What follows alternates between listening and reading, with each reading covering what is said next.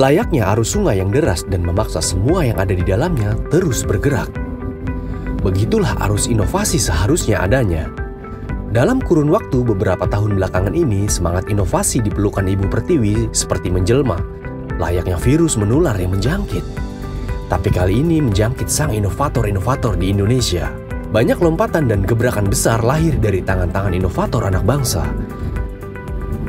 Kemudian pertanyaannya adalah, bagaimana pencapaian inovasi itu bisa diukur? Dan sudah sampai di mana inovasi yang dilakukan Indonesia selama ini jika dibandingkan negara lain? Tonton sampai habis. Panjang sepertinya jika kita membayangkan dan membicarakan kata sederhana namun berdampak besar ini. Yap, inovasi. Namun demikian tak bisa dipungkiri, inovasilah yang mengubah sedikit banyak tatanan dan kebiasaan hidup masyarakat luas.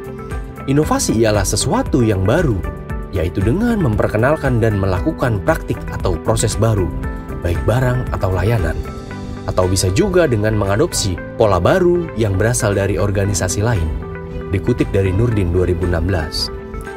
Sebuah organisasi internasional bernama World Intellectual Property Organization atau WIPO pada 2021 lalu merilis Indeks Inovasi Global.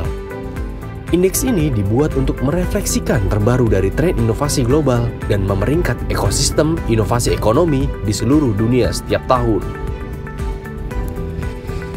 Indonesia sendiri menempati urutan ke-87 dari 132 negara.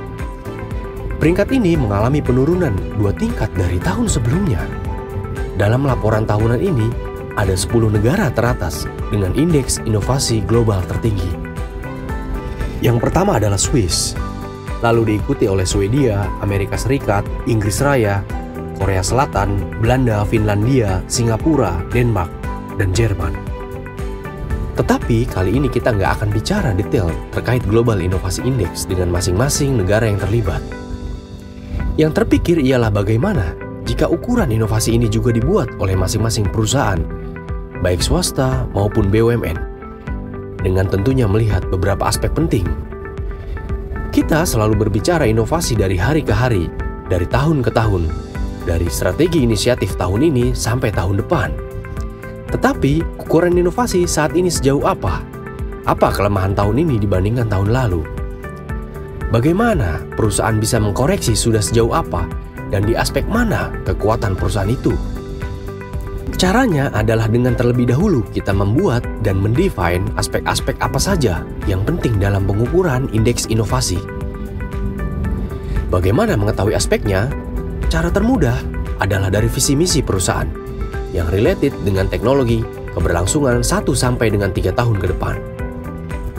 Misalnya, visinya adalah menjadi perusahaan teknologi nomor 1 di Asia. Maka, masukkan aspek teknologi dengan detail aspek yang diukur paling banyak adalah 5 poin. Begitu seterusnya dengan aspek bisnis, finance, human resource, legal, dan partnership. Buat masing-masing skor dari terendah 10 poin sampai dengan tertinggi 100 poin. Lalu dari masing-masing aspek dijumlahkan hasilnya. Maka akan terlihat jumlah indeks inovasi perusahaan kita berapa. Mungkin cara ini adalah cara sederhana yang dilakukan untuk melihat besar indeks inovasi perusahaan. Tapi paling tidak, dengan cara ini maka perusahaan akan bisa melihat dan merefleksikan kondisi inovasinya pada perusahaan tersebut.